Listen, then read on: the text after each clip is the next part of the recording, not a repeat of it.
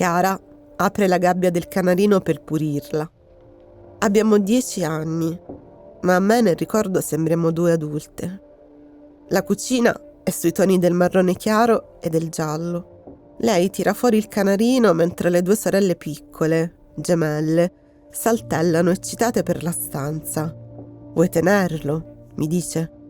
Io allungo le mani, ma il canarino si mette a battere le ali fortissimo. Un rumore insostenibile. Mi faccio indietro, fa schifo.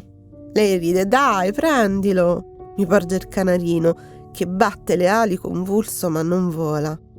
Scuoto la testa. «Prendilo!» «Manco morta!» mi rabbuio. Poi ho un'idea. «E se lo lasciassimo libero per casa?» Chiara ride, «Sei pazza! Tu sei sempre pazza!» «Dai!» dico. E ormai ho deciso. La convincerò a tutti i costi. «Dai, vediamo cosa fa!» Chiara dice no. Abbiamo 10 anni, ma sappiamo già che per motivi diversi io e lei non siamo come i nostri compagni di classe, non siamo come i nostri coetanei, non siamo come gli altri. Lo sappiamo in modo definitivo. Le nostre famiglie sono diverse dalle altre, i nostri genitori sono diversi dagli altri. Per questo so perfettamente che non dovrei insistere. Chiara e io sappiamo in modo molto più netto di tanti nostri coetanei cosa vuol dire la parola conseguenze. Lo stesso dico, e dai, ancora una volta. Adesso tituba. Poi alla fine cede, come ogni volta. Diventa serissima, dice, siamo morte. Però lancia in aria il canarino e quello vola e le sue sorelle ridono e pure io rido, ma di meno, perché voglio semplicemente godermi il suo sorriso, soprattutto se è merito mio. Guardo Chiara, a cui adesso si accendono gli occhi mentre guarda volare il canarino. «Vola, vola!» dice. E lo segue felice nella stanza, muovendo le mani sotto l'uccellino, come per far galleggiare un palloncino in aria. In tutto quel gioco ci accorgiamo troppo tardi delle chiavi nella toppa. «Non aver paura», le dico. Il cuore mi batte così forte che non sento niente. «Ci sono io con te. Ho paura», mi dice. «Ma ci sei tu con me. Ci prendiamo le mani, come 2 supereroi pronti alla lotta. Solo che poi perdiamo sempre. Oppure no». Avete ascoltato un brano tratto dal romanzo Chiara di Antonella Lattanzi. La voce che l'ha letto è la sua. Sono Silvia Lucini e questo è Voce ai Libri, un podcast prodotto da Cora Media in collaborazione con Intesa San Paolo On Air. Per non perdere gli episodi di Voce ai Libri, clicca il tasto Segui e attiva la campanella. E se ti va, metti 5 stelline su Spotify. Marianna e Chiara vivono a Bari, si conoscono, o meglio si riconoscono, in classe alle elementari. Chiara la chiamano tutti la baffuta, per via di una leggera peluria che la ricopre, ma a Marianna non importa di questa sua impopolarità. Chiara diventa la cosa più preziosa che ha. Prima ho detto che le 2 bambine si sono riconosciute perché tutte e 2 custodiscono un segreto, che è la violenza che vivono a casa. 2 case molto diverse. Marianna ha i libri e lo spazio di un appartamento piccolo borghese. A casa di Chiara invece si guarda tutti insieme Paperissima e la sua stanza la divide con le sorelline gemelle. Quindi sì, 2 case molto diverse anche se non lontane geograficamente, ma in cui, insieme alle bambine, abita il terrore, la paura della violenza dei loro padri. Chiara è la storia di questa amicizia che cresce, della sopravvivenza, del desiderio e del destino che quando c'è di mezzo la violenza segue delle strade abbastanza circolari. Ma anche le promesse seguono strade circolari e a volte ritornano. Antonella, ho detto che queste 2 bambine, Chiara e Marianna, non sanno niente l'una dell'altra quando si vedono per la prima volta. Ma, appunto, scatta qualcosa tra di loro. Che cosa vedono e sentono? Chiara e Marianna si vedono per la prima volta, nel senso che sono 2 bambine che nessuno ha mai visto, perché, come dicevi tu prima, hanno 2 famiglie violente alle spalle, con 2 violenze diverse. Volevo raccontare che la violenza non è solo fisica, la violenza fisica è quella che sperimenta Chiara, sperimenta la madre di Chiara, sperimentano le sorelle di Chiara. Un padre padrone, tipicamente l'idea che uno ha di un uomo del sud degli anni 80-90. Marianna, invece, come raccontavi, vive in una famiglia in cui ci potrebbe essere tutto. Una famiglia atea, è una famiglia piena di cultura, di libri, c'è un Labrador. Ci sono un padre e una madre a loro modo amorevoli, ma amorevoli perché devono chiedere scusa. Scusa di non vedere e scusa di non esserci e scusa di seminare il terrore nella loro unica figlia. Non bisognerebbe mai fare figli, le ripetono sempre i suoi genitori. E invece io volevo raccontare un romanzo di luce e quindi nel rapporto tra Chiara e Marianna si crea quella luce nel buio che solo quando riconosci e vedi una persona per la prima volta può scattare e può illuminare anni interi. Lo dicevi, i padri di Chiara e Marianna sono due uomini violenti, di due forme di violenza diverse. Il papà di Chiara appunto è violento in un senso tradizionale, picchia la moglie, le figlie, forse va anche oltre. Mentre il padre di Marianna è un autolesionista. È molto interessante che tu abbia indagato questa forma di violenza di cui non si parla mai. Si pensa che l'autolesionista faccia male solo a se stesso. 2 domande. Come ci hai pensato e che effetti produce in chi è testimone dell'autolesionismo questa forma di violenza? Ci ho pensato perché essere un figlio danneggiato, nel senso essere un figlio di un genitore che scaglia la violenza verso se stesso, ma dicendoti che è colpa tua, è molto brutto, è almeno ugualmente brutto come avere un padre che, come si dice a Roma, ti mena, o come si dice a Bari, ti dà mazzate. Però almeno se qualcuno ti fa male, tu puoi odiarlo. Se qualcuno fa male a se stesso e dice che lo fa per colpa tua e ti fa capire che è per colpa tua, tu cosa puoi fare? Io volevo raccontare che tutti quanti, a nostro modo, abbiamo avuto delle famiglie disfunzionali, più o meno. Un romanzo è sempre una specie di metafora, cerca di essere una specie di metafora di quello che ci riguarda tutti. Io speravo di raccontare l'adolescenza, l'amicizia, l'amore, la sensualità, l'erotismo, l'esagerazione dell'adolescenza in un modo in cui ci siamo passati tutti, che ci riguarda tutti, e volevo raccontare, perché questi bambini ancora meno si vedono degli altri bambini, che è appunto un genitore che è autolesionista, un genitore che è depresso, un genitore che sta male mentalmente, anche quando appunto non fa del male al figlio, non urla verso il figlio, crea questo senso di colpa mostruoso e crea un danno, è una violenza.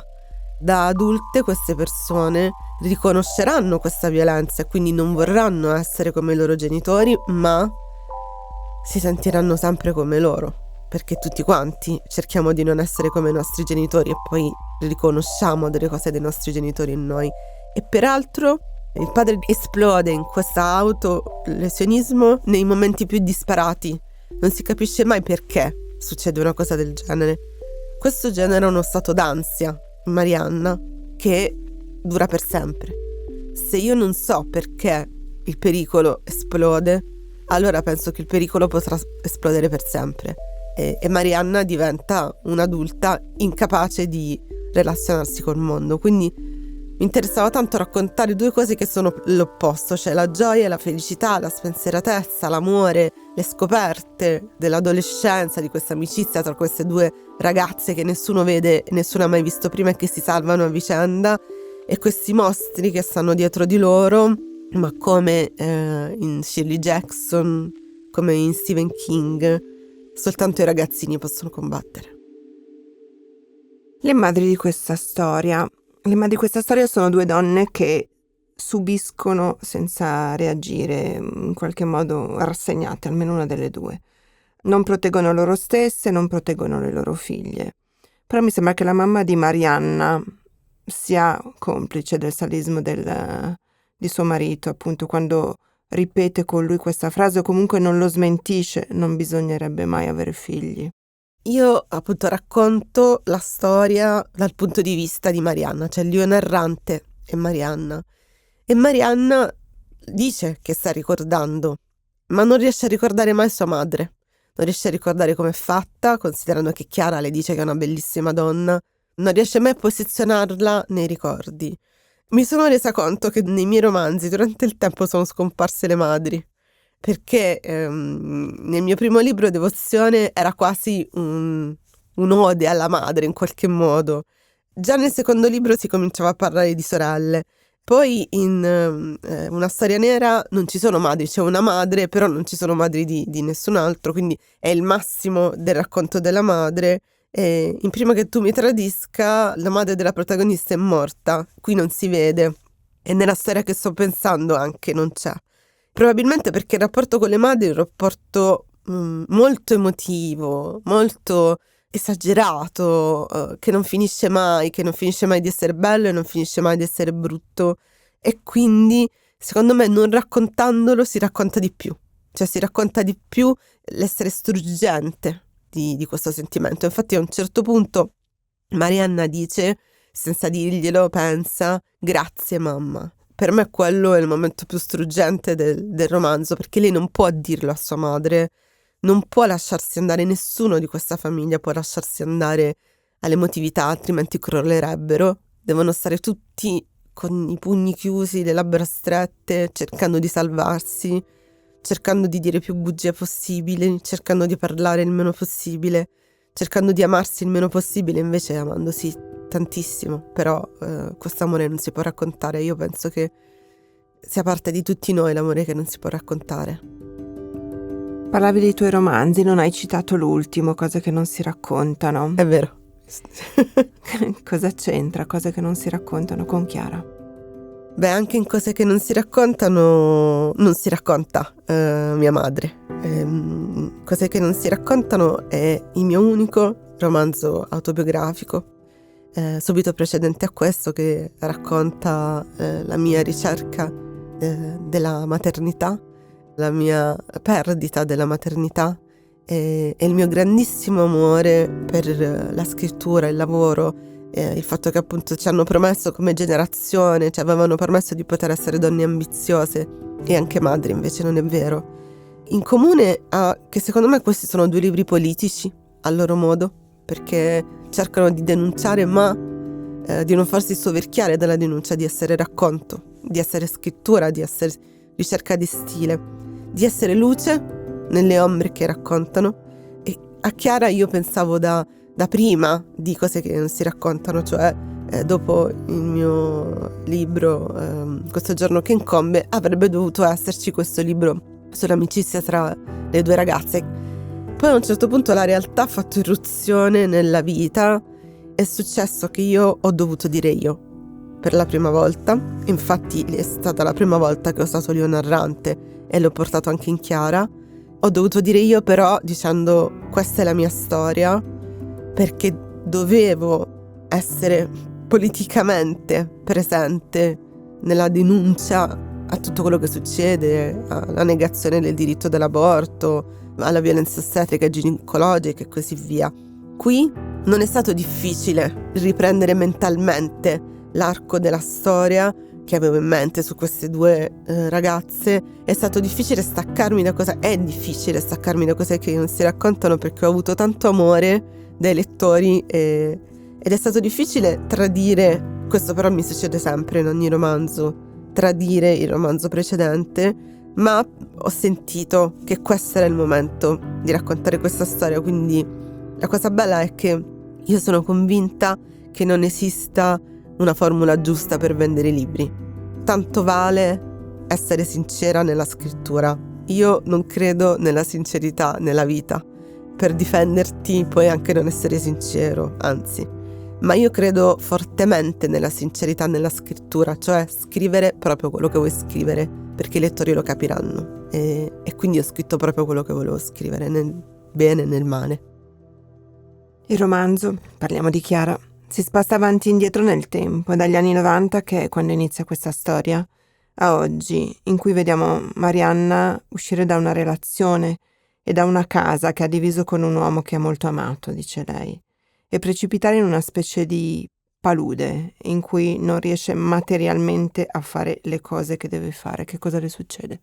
È depressa, è clinicamente ansiosa, è clinicamente spaventata da tutto, quello che dicevo prima. Se tu sei figlio di una famiglia violenta e di una famiglia in cui questa violenza esplode quando meno te lo aspetti, e questo è tipico della violenza autoriferita, nel senso che anche la depressione dei genitori è come se fosse una violenza autoriferita, che il figlio vive pensando è colpa mia, prima che io nascessi i miei genitori erano felici, e anche perché a Marianna hanno raccontato che prima erano felici. Una volta la mia psicologa mi ha detto che quando un bambino nasce, quando è appena nato, la madre, il padre, la nonna, la persona che l'ha trovato, chiunque sia, lo tiene in braccio e per allattarlo, che lo allatti con il seno o che lo allatti con il biberon, lo guarda e gli sorride. E inconsciamente questo sorriso e questo sguardo fa capire al bambino che va bene in qualsiasi modo lui sia per quel genitore. Può essere chiunque, però in quel momento quello è il genitore e ti dice vai bene come sei. Probabilmente nessuno ha guardato Marianna dicendole ti amo incondizionatamente più di tutto, perché nell'emergenza il padre e la madre si sono amati più tra loro rispetto all'amore per i figli, e quindi è chiaro che poi ti devi ricostruire da grande e che lotti per ricostruirti. Io ho cercato di mettere in scena una donna che però non soccombeva, che voleva combattere, che voleva essere felice. Un personaggio straordinario di questo romanzo è il Labrador, di cui hai accennato prima, il Labrador di Marianna. Lui è un'anima saggia che gestisce emotivamente tutta la famiglia, capta l'energia, quella che Marianna chiama l'energia che precede gli scoppi di violenza di suo padre, e si sacrifica in qualche modo questo cane per placare gli animi. Ci racconti di lui? Il Labrador, che si chiama il Labrador, è il mio personaggio preferito del libro e non ho idea di come mi sia venuto in mente. Nel senso che, come si capisce, come ho già detto, adoro i cani, credo di capirli e di capire proprio la loro psicologia, perché per entrare in un personaggio devi diventare quel personaggio. E mentre parlavo del Labrador io mi sono sentita il Labrador. Il Labrador, come dicevi tu, si sacrifica per la famiglia. Il Labrador sente l'energia, ma questo è quello che fa un cane. Se pensiamo a quando torniamo a casa, il cane se ne accorge 10 minuti prima, e questa non è magia. Questa è la percezione. Il cane sa quando tu stai male, il cane quando sbadiglia non è stanco ma è in difficoltà, e a volte succede anche a noi di sbadigliare quando siamo in difficoltà. Il cane è buono per eccellenza e Marianna lo amerebbe, ma gli dice non posso amarti perché lei non può, in questa famiglia non si può cedere all'amore, come dicevo prima, altrimenti si piangerebbe sempre. Invece Marianna e Chiara lottano per quella che Goliarda Sapienza definiva l'arte della gioia. Io quando penso all'arte della gioia penso a arti e mestieri, nel senso proprio imparare giorno dopo giorno a costruire la gioia, e quindi a volte per essere felici devi anche fare male a qualcun altro. E Marianna non può amare questo cane, ma in realtà chiaramente lo ama, tanto che a un certo punto gli dice vorrei che fossi tu mio padre. Parliamo dei loro corpi. Chiara è sempre descritta come una specie di suora, pulita, ordinata, con queste calze color carne, le ballerine che non vanno per niente di moda. Marianna invece è in un certo senso l'opposto, è come una specie di antenna del desiderio, lo capta, lo scopre, lo pratica. Lei desidera tantissimo amare ed essere amata, desidera godere, desidera provare emozioni. Sì, a un certo punto Chiara dice a Marianna tu scegli davvero le persone che ami, tu mendichi l'amore e basta che una persona ti dia amore, tu lo ami. Questo è un altro aspetto molto comune alle persone che sono state poco amate dai genitori, cioè cercare l'amore dappertutto. Io mi riconosco in Marianna, anche se non sto dicendo che sono stata poco amata dai miei genitori, ma per tanti altri motivi, appunto nel questo vendicare l'amore, cioè so bene cosa significa. Sentire sempre che le persone ti possono abbandonare è in questa esagerazione che è tipica dell'adolescenza, ma che a volte ti rimane. Io sono una persona esagerata nel bene e nel male, e non penso di poter guarire da questa esagerazione. Volevo raccontare appunto la sfrontatezza e l'esagerazione dell'adolescenza e Marianna è sicuramente qualcuno che opera sul suo corpo continuamente. A un certo punto comincia a farsi piercing, a tingersi i capelli, a diventare punk, poi punk a bestia, a fare uso di droghe. È il suo modo per dire io. Sta cercando di rifiutare la realtà in cui vive e di costruirne una nuova, che poi magari è anche peggio di quella in cui era, però sta cercando di farlo. Invece Chiara è proprio chiaramente inserita in una tradizione e non si capisce mai perché Marianna dice questo enigma che si chiama Chiara, non si capisce mai se fa le cose perché c'è il mostro del padre dietro di lei e quindi deve farle, o se pensa davvero quello che fa. E quindi in questo amore grandissimo e anche erotico e anche sensuale, quasi da cavaliere cortese, che Marianna prova per Chiara, Chiara resta un enigma, ma forse la ama anche lei così forte? Non lo sappiamo. Non voglio raccontare la storia non perché sia un thriller, ma perché succedono delle cose importanti che ha senso scoprire leggendole.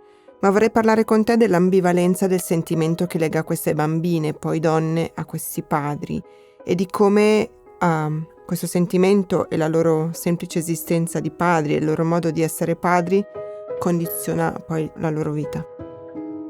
Sì, io, come si vede in tutti i miei romanzi, credo, mi struggo per la figura del padre e della madre. Proprio non riesco a rapportarmi con queste figure che appunto nella realtà amo moltissimo, ma da cui fuggo moltissimo perché le amo troppo e ho paura di soccombere a questo amore. E la stessa cosa succede a Chiara e Marianna. È una specie di maleficio che tu ami e odi i tuoi genitori contemporaneamente. Secondo me succede a tutti. Cioè tu li odi, ma non puoi smettere di amarli. Ti hanno fatto male e tu hai fatto male a loro. Sarebbe meglio forse a volte non aver mai avuto dei genitori. Sarebbe meglio non avere figli e sarebbe meglio non amare nessuno. Oppure tutto il contrario. E sicuramente l'amore è una catena. Io penso che nei rapporti d'amore l'ambivalenza sia proprio connaturata, perché io penso sempre appunto questa cosa che ci si salva solo da soli. Io mi salvo per esempio con la scrittura e con la lettura, cioè mi sento meno sola così, però se chiedessi a qualcuno di salvarmi, prima di tutto rovinerei il rapporto con questa persona e poi mi direi che da sola allora non mi posso mai salvare. E quindi a volte tirare fuori una forza che tu hai per salvarti da solo non vuol dire poi non tendere la mano a qualcuno che te la sta tendendo per darti la luce, così come succede a Chiara e Marianna che si sentono sole, perché sono le uniche ad avere delle famiglie così violente alle spalle, ma quando si riconoscono ridono, sono felici, sono veramente felici. Questa felicità e questa omertà anche sulla tristezza volevo raccontare. Parlavi della scrittura e Chiara e Marianna quasi subito iniziano a scriversi delle lettere in cui si raccontano quello che succede nelle loro case la sera. Le scrivono e non le aprono mai, se le consegnano e nessuna apre la lettera dell'altra. Che significato hanno questi fogli per loro? È vero che quando lo nomini esiste. Se non parli mai del mostro, se non parli mai del dolore, rimane dentro di te e non diventa una condivisione con gli altri. E torniamo a cose che non si raccontano. Penso sempre che non parlare dei miei dolori, delle mie paure, faccia sì che non esistono. Poi alla fine esistono dentro di te, ma almeno non esistono fuori di te. Però stanno scoppiando, stanno esplodendo di paura e anche di rabbia. Non è giusto avere dei genitori che ti fanno così male, non è giusto e loro due lo sanno. E quindi che cosa fanno? Sotto spinta di Chiara cominciano a scriversi delle lettere ogni sera sull'inferno che succede a casa loro, ma non le rileggono dopo averle scritte, se le scambiano, se le mettono nei quaderni a buchi che, inconsapevole di cosa avrebbero scritto, ha comprato a loro il padre di Marianna, perché il padre di Marianna è anche chiaramente eccessivamente generoso, buono, altruista nei confronti della figlia, la ama sopra ogni cosa che chiaramente amplifica il suo senso di colpa e la fa sentire ancora più ingrata.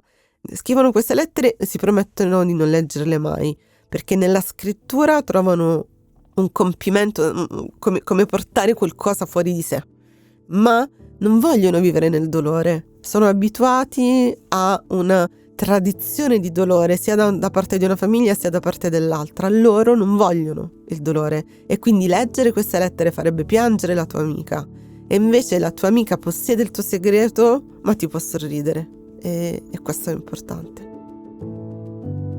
L'hai detto più volte, questo è un libro pieno di gioia, di coraggio, di risate. E ho pensato una cosa, seguendo appunto la crescita di queste due bambine, donne. Forse la forza dei bambini, poi l'energia della giovinezza sono degli antidoti molto potenti al dolore. Forse è da grandi che quel peso ci precipita completamente addosso e non riusciamo più a gestirlo. Sono d'accordissimo, diventiamo sempre più deboli, perché abbiamo sperimentato quanto, come dice Marianna, la paura possa avere 1000 forme e possa farti male in 1000 modi.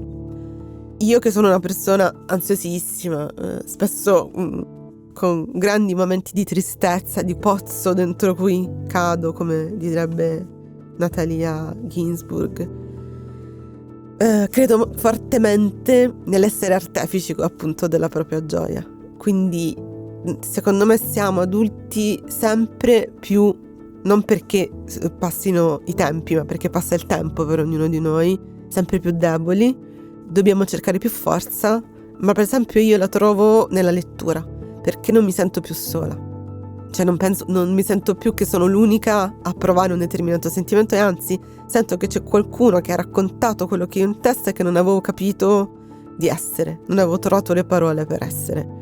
Io penso che la lettura sia un grande atto di coraggio più che quello della scrittura, perché ti metti davvero in gioco, ma ti può aiutare a essere meno debole, ti può aiutare a prendere una corazza e andare a combattere nel mondo. Abbiamo dato voce a Chiara di Antonella Lattanzi e Einaudi Editore.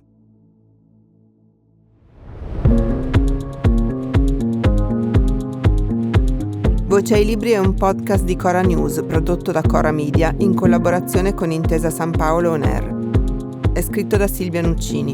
La cura editoriale è di Francesca Milano. In redazione Ilaria Ferraresi. Il sound design è a cura di Aurora Ricci. Il project manager è Marco Paltrinieri. Il producer è Alex Peverengo. Coordinamento post-produzione di Matteo Scelsa. I fonici di studio sono Luca Possi e Lucrezia Marcelli.